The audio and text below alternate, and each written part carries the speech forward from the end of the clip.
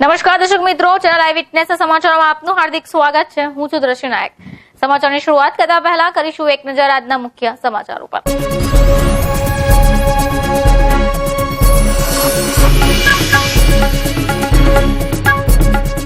આગામી દિવસોમાં ભાજપના રાષ્ટ્રીય અધ્યક્ષ અમિત શાહ સુરતમાં અનેક કાર્યક્રમના આયોજનો।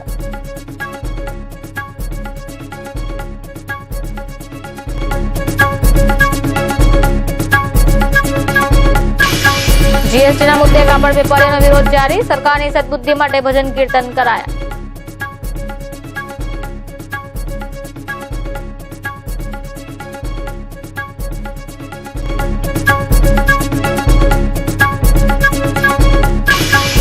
વિધાનસભાની ચૂંટણીના પડઘમ વાગવા લાગતા તંત્રએ શરૂ કર્યો મતદાર યાદી સુધારણા કાર્યક્રમ।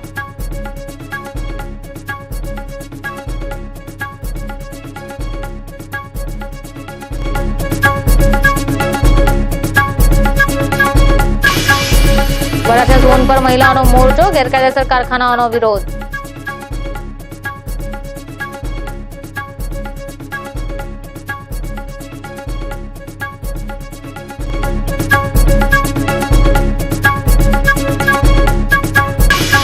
અને ભાટિયાનામાં બે જૂથ વચ્ચે થયેલી અથડામણમાં 8 લોકોને ઈજા।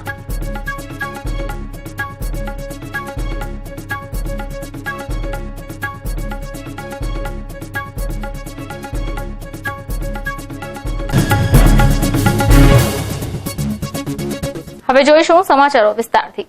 આગામી દિવસોમાં ભાજપના રાષ્ટ્રીય અધ્યક્ષ અમિત શાહ સુરત આવી રહ્યા છે, જે અંગે માહિતી આપવા ભાજપે એક પત્રકાર પરિષદનું આયોજન કર્યું હતું। ઉદ્દેશથી વિસ્તારક યોજના દેશભરમાં કરવામાં આવી અને એના જ ભાગરૂપે એ વિસ્તારક યોજનામાં ભારતીય જનતા પાર્ટીના બૂથ સુધી 9 દિવસ જે વિસ્તારક ફર્યા એને કારણે દરેક બૂથમાં બૂથ સમિતિ તો હતી જ, ભારતીય જનતા પાર્ટીનું નેટવર્ક ગુજરાતમાં તો બૂથ સુધી હતું, પણ પેજ પ્રમુખ પણ દરેક બૂથમાં 10-10 પેજ પ્રમુખ એની પણ રચના થઈ ગઈ છે। એ પેજ પ્રમુખનું એક મહાસંમેલન દરેક ઝોનમાં કરવું, એ નિમિત્તે રાષ્ટ્રીય અધ્યક્ષ અમિતભાઈ 20 તારીખે જૂનાગઢ હતા। ખૂબ ઉત્સાહ ભર્યા માહોલમાં એ પેજ પ્રમુખ સંપન્ન થયું। 21 તારીખે મધ્ય ગુજરાતમાં ખેડા આણંદમાં મધ્યના જિલ્લાઓ 8 જિલ્લાઓનું પેજ પ્રમુખ હતું। લગભગ 1 લાખ ઉપરાંતની સંખ્યા પણ એમાં પેજ પ્રમુખ અને બૂથ સમિતિની ઉપસ્થિત રહી। એના જ ભાગરૂપે 7મી તારીખે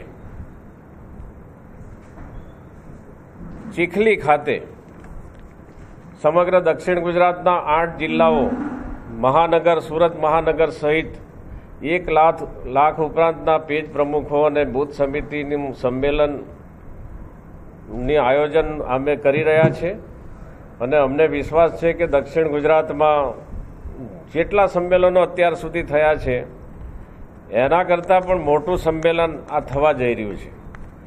વરસાદી માહોલ છે છતાં એ ભારતીય જનતા પાર્ટીના કાર્યકર્તામાં ખૂબ ઉત્સાહ છે અને હું આપને બધાને આમંત્રણ પણ આપું છું, અમારા શહેર પ્રમુખને પણ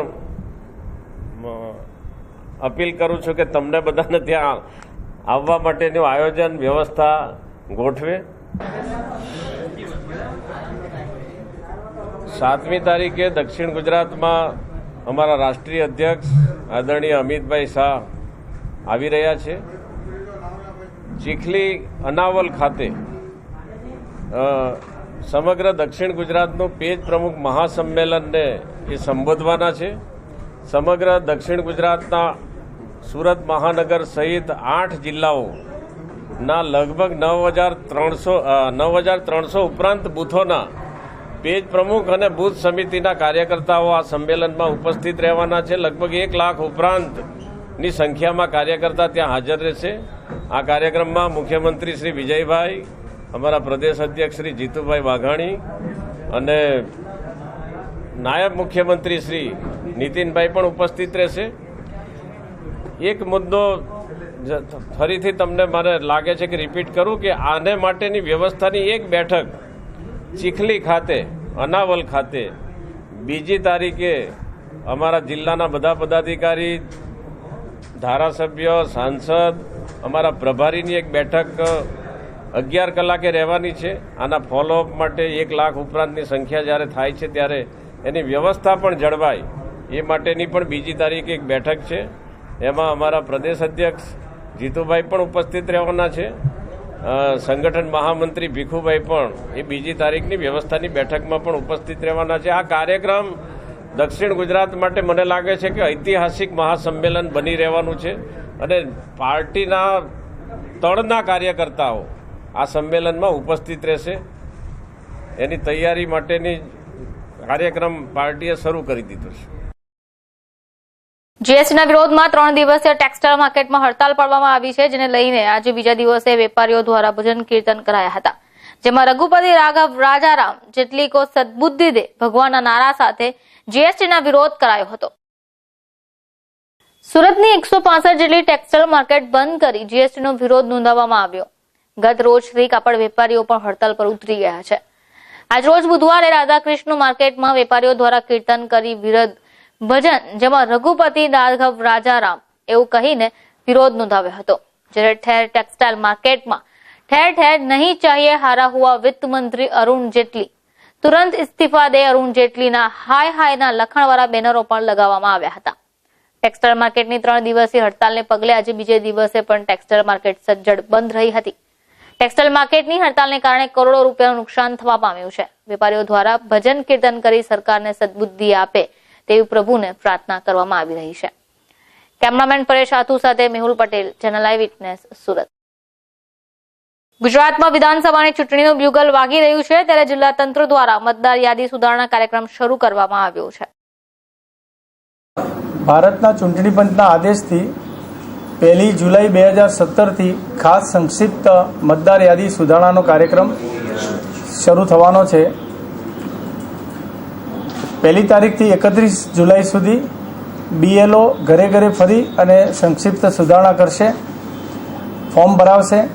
આ સંક્ષિપ્ત સુધારણા દરમિયાન 9 તારીખ, 16 તારીખ અને 23 તારીખે BLO એમને ફાળવેલા મતદાન મથક ઉપર આખા દિવસ દરમિયાન સવારે 9 થી સાંજે 5 સુધી હાજર રહેશે અને જે લોકો મતદાન મથક ઉપર આવશે ત્યાં મતદાન મથક ઉપર પણ એમના ફોર્મ ભરવાની કામગીરી ચાલશે. એમને BLA જે છે, બૂથ લેવલ આસિસ્ટન્ટ, પોલિટિકલ પાર્ટીએ જે નિમ્યા છે એ લોકો મદદ કરી શકશે.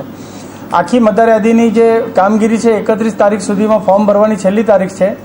ત્યારબાદ એ જે હક દાવા હશે એની ચકાસણી કર્યા પછી 25/9/2017 સુધીમાં એના આખરી નિર્ણય કરી અને 25/9 એની આખરી પ્રસિદ્ધિ કરવાની છે.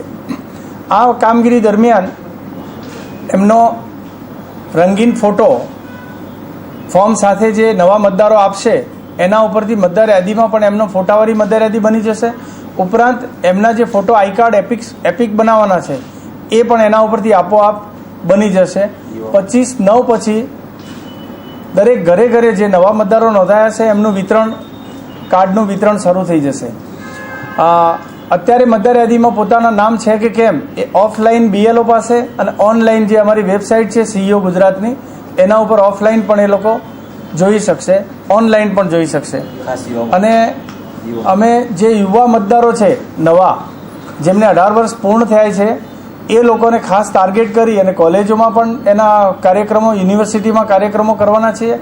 ઉપરાંત અમારો જે સ્વીપનો કાર્યક્રમ છે એ પ્રચાર પ્રસાર માટે એના હોર્ડિંગ્સ, ન્યૂઝપેપરમાં જાહેરાતો, ટેલિવિઝનમાં જાહેરાતો, એમ કરીને મતદારોને આકર્ષવાનો અને કોઈ મતદાર 18 વર્ષની ઉંમરનો હોય ને એલિજિબલ હોય, રહી ના જાય એના માટે એક્સટેન્સિવ પ્રયત્ન અમે કરવાના છીએ. એમાં પ્રચાર પ્રસાર કરવાના, ઘરે ઘરે જઈને કરવાના, BLO મારફતે કરવાના અને કોલેજોમાં પણ કેમ્પો અમે કરવાના છીએ.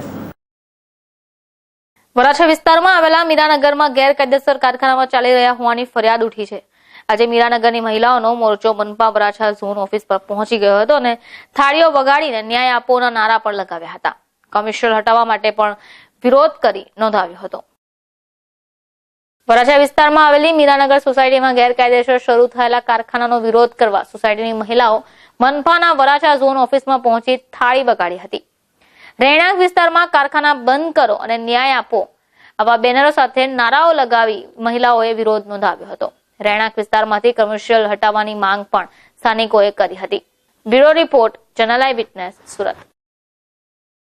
પૂર્ણા વિસ્તારમાં ચોમાસા દરમિયાન વીજ સપ્લાયમાં જીઈબીના ધાંધિયાથી કોંગ્રેસીઓ લાલધૂમ થયા હતા.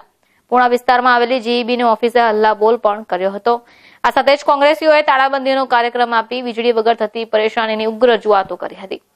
વહેલી તકે વીજ સપ્લાય પૂર્વવત થાય તેવી તેમણે માંગણી કરી હતી.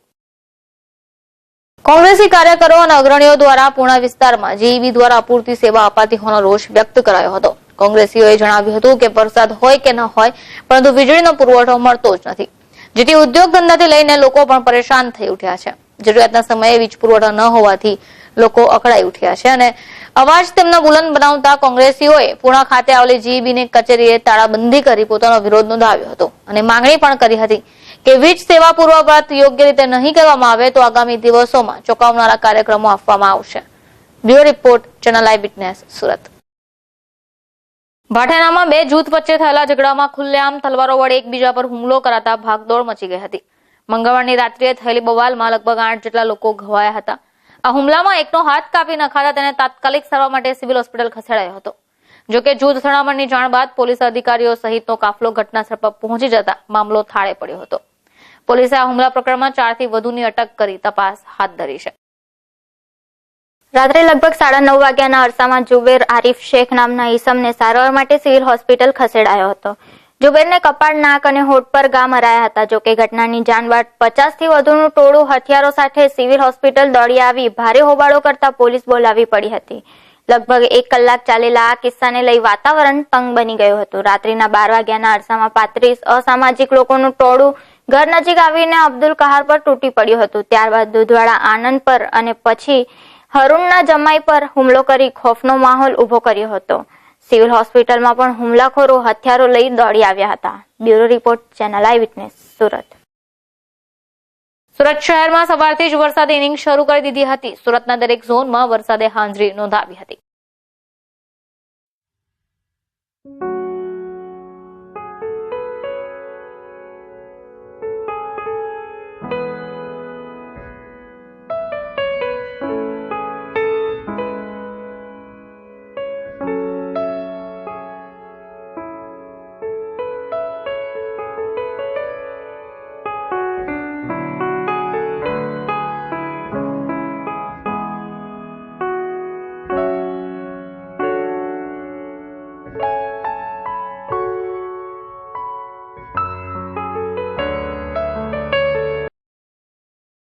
જીએસટીના વિરોધમાં ટેક્સટાઇલના વેપારીઓ જંગે ચડ્યા છે. છેલ્લા અનેક દિવસોની રજૂઆત કરવા છતાં પણ કોઈ સકારાત્મક પ્રતિસાદ ન મળતા સુરતના વેપારીઓ ગાંધી ચીડિયા માર્ગે બંધના એલાનો શરૂ કરી દીધા છે.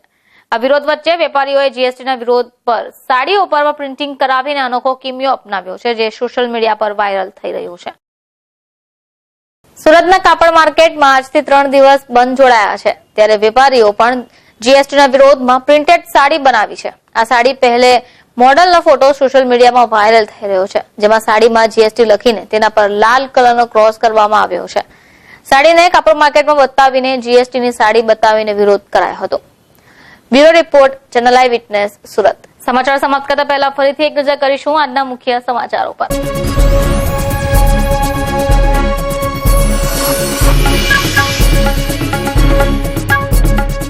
આગામી દિવસોમાં ભાજપના રાષ્ટ્રીય અધ્યક્ષ અમિત શાહ સુરતમાં અનેક કાર્યક્રમના આયોજનો.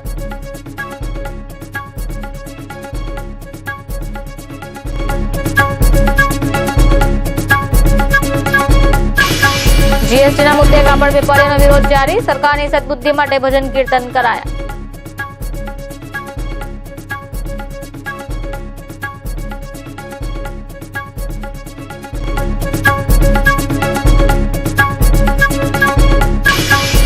વિધાનસભાની ચૂંટણીના પડઘમ વાગવા લાગતા તંત્રએ શરૂ કર્યો મતદાર યાદી સુધારણા કાર્યક્રમ.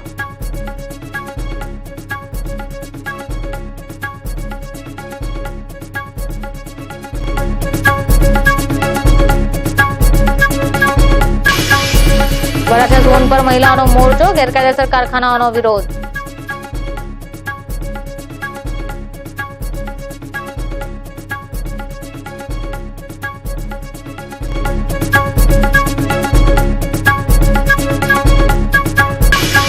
અને ભાટેનામાં બે જૂથ વચ્ચે થયેલી અથડામણમાં 8 લોકોને ઈજા.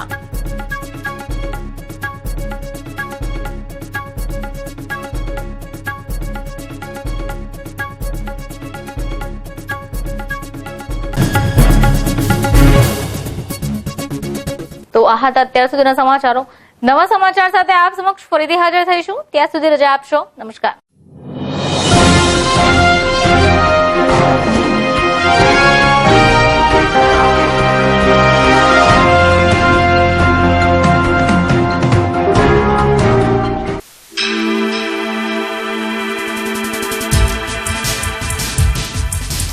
Eyewitness, eyewitness, eyewitness, eyewitness.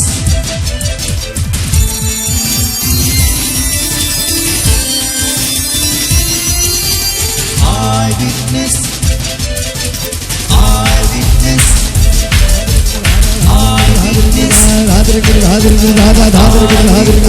eyewitness.